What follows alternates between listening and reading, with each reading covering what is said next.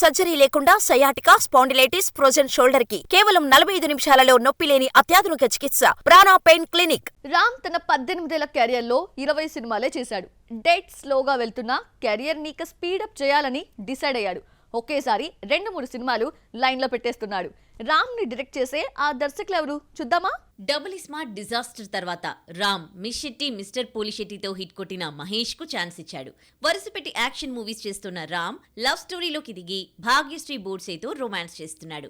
ఒక సినిమా తర్వాత మరోటి చేసే ఈ కుర్ర హీరో సెట్స్ పై ఉన్న మూవీ పూర్తి కాగానే ఇద్దరు దర్శకులను లైన్ లో పెట్టాడు. కార్తికేయ 2, తండేల్ వంటి వరుస హిట్స్ తో ఫామ్ లో ఉన్న చందు మొండేటి రామ్ కు కథ చెప్పాడని తెలిసిందే. స్టోరీ నచ్చి ఓకే చేస్తే ఈ సినిమాను గీతా ఆర్ట్స్ నిర్మించనుంది. కార్తికేయ 2 హిట్ తర్వాత చందుకు బంపర్ ఆఫర్స్ వచ్చినా కమిట్ అయిన గీతా ఆర్ట్స్ నుంచి బయటకు వెళ్లలేదు. తండేల్ హిట్ లో చందు ముండేటికి మరో ఛాన్స్ ఇచ్చాడు అల్లు అరవింద్. రామ్ హరిశంకర్ కాంబోలో సినిమా ఎప్పటినుంచో వినిపిస్తున్నా వర్కౌట్ కాలేదు. మిస్టర్ బచ్చన్ ఫ్లాప్ తర్వాత హరీష్ నెక్స్ట్ మూవీని ప్రకటించలేదు. పవన్ తో ఉస్తాద్ భగత్ సింగ్ తీస్తున్నా ఇప్పట్లో పూర్తి కాదన్న సంగతి డైరెక్టర్ కు తెలుసు. దీంతో మరో ప్రాజెక్టు పై దృష్టి పెట్టాడు. అది రామ్ సినిమా అవుతుందో లేదో చూడాలి మరి. ఇస్మార్ట్ శంకర్ హిట్ తర్వాత రామ్ సక్సెస్ చూడలేదు. రెడ్, వారియర్, స్కంద ఫ్లాప్ అయ్యాయి. డబుల్ స్మార్ట్ తో కంబ్యాక్ అవుతాడనుకుంటే డిజాస్టర్ అయ్యింది. సినిమాను వరల్డ్ వైడ్ థియేట్రికల్ రైట్స్ ను 41 కోట్లకు అమ్మితే 10 కోట్లు మాత్రమే వచ్చింది. మరి లవ్ స్టోరీతో కంబ్యాక్ అవుతాడేమో చూడాలి మరి. పెళ్లి సందడి తర్వాత శ్రీలీల 10 సినిమాలు చేసేసింది. బాలీవుడ్ కి వెళ్లిపోయింది. కానీ హీరో రోషన్ ఎక్కడా, ఏం సినిమా చేస్తున్నాడు అని అడిగితే సమాధానం చెప్పటం నిన్నటి వరకు కష్టంగానే ఉండేది. పుట్టినరోజు సందర్భంగా గ్లిమ్స్ తో వచ్చేశాడు. కె రాఘవేంద్రరావు దర్శకత్వ పర్యవేక్షణలు రూపొందిన పెళ్లి సందడి కమర్షియల్ గా ఓకే అనిపించుకుంది. డెబ్యూ మూవీతోనే శ్రీలీల, రోషన్ ఆకట్టుకున్నారు. పర్ఫార్మెన్స్ లో, డాన్స్ లో పోటీ పడి నటించారన్న ప్రశంసలు వీళ్లని బిజీ చేస్తాయనుకుంటే శ్రీలీల ఒక్కటే కనిపిస్తోంది. 4 ఏళ్ల తర్వాత రోషన్ ఛాంపియన్ గా వస్తున్నాడు. శ్రీకాంత్ వారసుడు రోషన్ వైజయంతి మూవీస్ బ్యానర్ లో ఛాంపియన్ సినిమా చేస్తున్నాడు. ప్రదీప్ అద్వైతం దర్శకత్వంలో స్పోర్ట్స్ బ్యాక్ డ్రాప్ లో సినిమా రూపొందుతోంది. సినిమా చాలా కాలంగా సెట్స్ పై ఉన్నా ఇంతవరకు అప్డేట్ ఇవ్వలేదు. రోషన్ బర్త్డే సందర్భంగా గ్లిమ్స్ రిలీజ్ చేశారు. ఛాంపియన్ కంటే ముందే రోషన్ మలయాళంలో రూపొందుతోన్న పాన్ ఇండియా మూవీ వృషభాలో నటించే ఛాన్స్ అందుకున్నాడు. మోహన్ లాల్ కొడుకుగా నటిస్తున్నాడు రోషన్. పెళ్లి సందడిలో లవర్ బాయ్ గా కనిపించిన ఈ వారసుడు రెండో సినిమా ఛాంపియన్ లో రఫ్ లుక్ తో మాస్ హీరో ఇమేజ్ ట్రై చేస్తున్నాడు. పాన్ ఇండియా పేరు చెప్పి, ఓటీటీ రైట్స్ పేరు చెప్పి అన్ని భాషల్లోనూ భారీ మొత్తాన్ని లాగేయొచ్చు అనుకుంటే పొరపాటే. గతంలో ఓటీటీ రైట్స్ రూపంలోనే బడ్జెట్ లో సగంకి పైగా వచ్చేశాయి. కానీ ప్రెజెంట్ డిజిటల్ సంస్థలు మోహం చాటేస్తున్నాయి.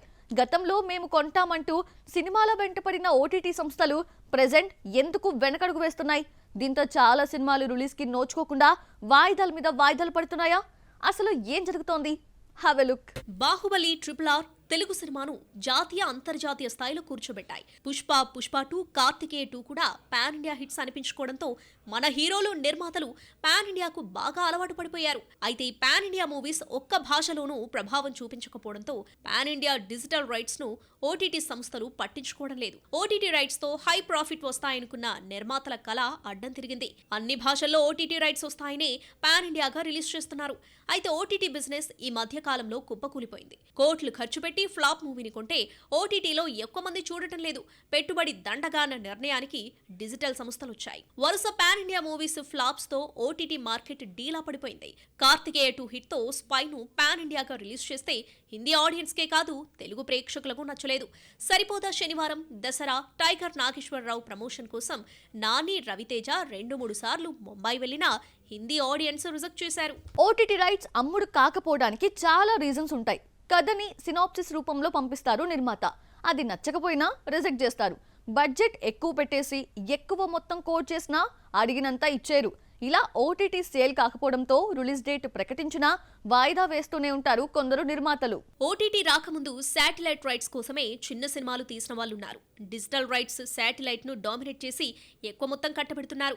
సినిమా రిలీజ్ అయిన 30 నుండి 50 రోజులకు, ఒక్కోసారి 2 వారాలకే ఓటీటీలో సినిమా వచ్చేయడంతో ఓటీటీ రైట్స్ బంగారు బాత్లా మారింది.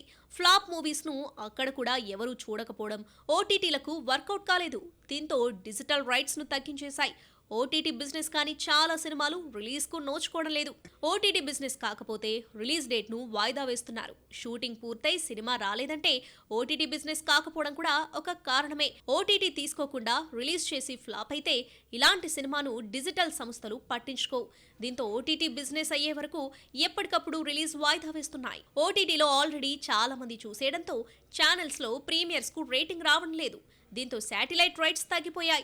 మొదట్లో ఇష్టం వచ్చినట్టు కొనేసిన డిజిటల్ సంస్థలు స్పీడ్ తగ్గించాయి. కరోనా తర్వాత ఓటీటీ వరంగా మారింది. నిర్మాత బతికేస్తాడు అనుకుంటే డిజిటల్ రైట్స్ అమ్ముడు కావడం కష్టమైపోతుంది. పాన్ ఇండియా పేరు చెప్పి 4-5 భాషల్లో ఓటీటీకి అమ్మేసి మంచి లాభాలు వస్తాయన్న ప్లాన్ కు డిజిటల్ సంస్థలు బ్రేక్లేశాయి. తెలుగు సినిమాలతో స్టార్డమ్ వచ్చిన హీరోయిన్ ని తీసుకోవాలంటే 3-4 కోట్లు ఇస్తే సరిపోతుంది. టాప్ రెమ్యునరేషన్ అంటే మహా అయితే 5 కోట్లు ఇస్తే చాలు. అదే హిందీ టాప్ హీరోయిన్స్ ని తీసుకోవాలనుకుంటే మాత్రం కొండెక్కి కూర్చుంటారు. 5 కోట్లు తీసుకునే భామ 10 కోట్లు, 10 కోట్లు హీరోయిన్ తెలుగులోకి వచ్చేసరికి 20 కోట్లు డిమాండ్ చేస్తుంది. వాళ్ళెవరో చూద్దామా? కొన్నేళ్లుగా దీపిక హిందీలో టాప్ షేర్ సొంతం చేసుకున్నా, గతంలో ప్రియాంక చోప్రా బాలీవుడ్ నేలింది. అక్కడ ఎంత క్రేజ్ ఉన్నా 10 కోట్లు తీసుకునేది. గ్లోబల్ హీరోయిన్ అనిపించుకున్నాక రెమ్యునరేషన్ పెరిగినా హిందీలో నటించడం తక్కువే. అనుకోకుండా రాజమౌళి మహేష్ మూవీ ఛాన్స్ తో భారీ రెమ్యునరేషన్ డిమాండ్ చేసిందట. SSMB 29 హీరోయిన్ గా ఇంకా ప్రియాంక చోప్రాను అనౌన్స్ చేయకపోయినా ఆల్రెడీ షూటింగ్ లో పాల్గొంది. ఆల్రెడీ మహేష్ ప్రియాంకపై సీన్స్ కూడా తీశాడు రాజమౌళి. ప్రియాంకకు హాలీవుడ్ ఇమేజ్ ఉండటంతో జక్కన్న ఈ అమ్మని సెలెక్ట్ చేశాడు. 40 కోట్లు ఇచ్చి ఈ గ్లోబల్ హీరోయిన్ ని సెలెక్ట్ చేశారట. బాలీవుడ్ క్రేజీ హీరోయిన్స్ కు తెలుగులో ఛాన్స్ వచ్చిందంటే రెమ్యునరేషన్ పంట పండినట్టే లెక్క. 30-40 లక్షలు తీసుకునే కత్రినా కైఫ్ డెబ్యూ తెలుగు మూవీ మల్లీశ్వరి కోసం దాదాపు 1 కోటి ఇచ్చారట. దర్శకుడు కె విజయ్ భాస్కర్ కత్రినా కైఫ్ కావాలని పట్టుబట్టడంతో 10-20 లక్షల హీరోయిన్ ని కాదని కత్రినాకు దాదాపు 1 కోటి ముట్టజెప్పారు. తెలుగు హీరోయిన్ రెమ్యునరేషన్ 2-3 కోట్లుంటుంది. అదే బాలీవుడ్ స్టార్ హీరోయిన్ పారితోషికం అయితే 10-15 కోట్లుంటుంది. కానీ తెలుగు ఆఫర్ వచ్చిందంటే రెమ్యునరేషన్ డబుల్ చేసేస్తున్నారు. బాలీవుడ్ లో హైయెస్ట్ పేడ్ హీరోయిన్ దీపిక కల్కితో తెలుగులోకి ఎంట్రీ ఇచ్చింది. కథంతా ఆమె చుట్టూనే తిరిగింది. నువ్వే కావాలి, నువ్వే చేయాలనేసరికి రెమ్యునరేషన్ డబుల్ చేసింది. 10 కోట్లు తీసుకునే దీపిక కల్కితో ఒకేసారి 20 కోట్ల నిచ్చెనెక్కేసింది. మంచి పర్ఫార్మర్ గా పేరు తెచ్చుకున్న ఆలియా భట్ RRR తో తెలుగులోకి అడుగుపెట్టింది. 4-5 కోట్లు తీసుకునే ఆలియా RRR లో 15 నిమిషాల రోల్ కోసం 9 కోట్లు డిమాండ్ చేసిందన్న వార్త అప్పట్లో షాక్ ఇచ్చింది. బాలీవుడ్ స్టార్స్ నే కాదు, ఫ్లాప్ హీరోయిన్ ని తెలుగు సినిమా నెత్తిన పెట్టుకుంటుంది. హిందీ జాన్వీకి డెబ్యూ మూవీ ధడక్ తప్ప మరో హిట్ లేదు. 3 కోట్లు కూడా లేని జాన్వీకి 6 కోట్లిచ్చి దేవరా హీరోయిన్ చేసేశారు. రాజమౌళి మహేష్ అడుగు పెట్టారో లేదో ఆ ప్రాంతానికి పేరొచ్చేసింది. SSMB 29 shooting present Andhra Odisha సరిహద్దులో జరుగుతోంది. దీంతో ఒడిశాలో కోరాపుట్ పేరు వరల్డ్ వైడ్ ఫేమస్ అయిపోయింది. ఎలాగో చూద్దామా? మహేష్ సినిమా కోసం లొకేషన్ సర్చ్ చేసిన రాజమౌళి ఒడిశాలోని కోరాపుట్ను సెలెక్ట్ చేశాడు. అక్కడ ఎత్తైన ప్రాంతంలో షూటింగ్ స్టార్ట్ చేశాడో లేదో లొకేషన్తో పాటు సీన్ కూడా లీక్ అయింది. 4 రోజుల స్కెడ్యూల్లో ప్రస్తుతం మహేష్ పృథ్వీరాజ్ సుకుమారన్ పై సీన్స్ తీస్తున్నాడు. రీసెంట్ గా ప్రియాంక చోప్రా కూడా జాయిన్ అయింది. సమ్మర్లోనూ చల్లగా ఉండే కోరాపుట్ను ఎంచుకున్నాడు జక్కన్న. SSMB 29 షూటింగ్ తో కోరాపుట్ ఫేమస్ అయినా దీనికంటే ముందే బ్లాక్ బస్టర్ మూవీ సంక్రాంతికి వస్తున్నలోని కొన్ని సీన్స్ అక్కడే తీశారు. వెంకటేష్, ఐశ్వర్య రాజేష్, మీనాక్షి చౌదరితో పాటు ప్రధాన తారాగణం పాల్గొంది. రాజమౌళి సినిమా షూటింగ్ తర్వాత సంక్రాంతికి వస్తున్నాం కూడా అక్కడే షూటింగ్ జరుపుకుందన్న వార్త బయటకొచ్చింది. తెలుగు సినిమా కథలకు కోరాపుట్లోని పర్వత ప్రాంతాలు సరిపోతున్నాయి. గంజాయి స్మగ్లింగ్ బ్యాక్ డ్రాప్ తో రూపొందుతోన్న ఘాటీ షూటింగ్ కూడా చిత్రీకరించాడు దర్శకుడు క్రిష్. అనుష్క నటిస్తున్న ఈ సినిమా ఏప్రిల్ 18న రిలీజ్ అవుతోంది. తక్కువ టైంలో 3 సినిమాలు షూటింగ్ జరుపుకున్న కోరాపుట్ లొకేషన్స్ కు ఇంకెన్ని తెలుగు సినిమాలు క్యూ కడతాయో చూడాలి మరి.